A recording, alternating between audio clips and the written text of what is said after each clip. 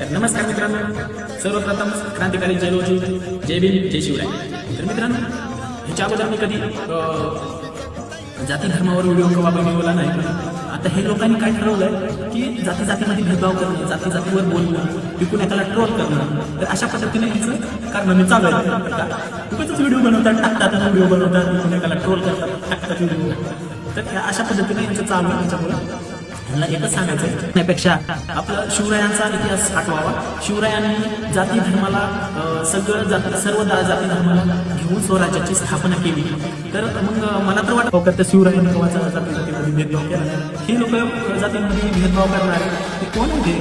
जातीमध्ये भेदभाव करणारे कोण आहे? गुटख्याचं गळे. तुम्ही गुटख्याच आम्हाला तर तुम्ही शिवरायांची मावळे असं वाटत नाही. तुम्ही असं बोलायला चालू केलं की अरे तुम्ही एक दिवस कामाला जर नाही केलं तर तुमच्या चपातीला तेल नसतंय आणि 7 पिढ्या आमची बराबरी करू शकत नाही. तर मी मला एवढं सांगायचं की तुम्हाला तुम्ही 7 पिढ्या पण एकाच पिढीने तुम्हाला एवढा घेऊन सोडला.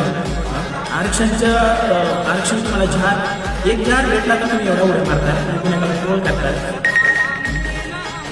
तर डॉक्टर बाबासाहेब आंबेडकरांनी तुम्हाला पहिलंच बोललेले होते की तुम्हाला आरक्षणाची गरज एक ना एक दिवस पडेल, त्यावेळेस मी द्यायला नसेल असं म्हणले होते. तर तसंच झालं, तुम्हाला तुमच्या आयुष्यामध्ये तसंच व्हायला लागलं.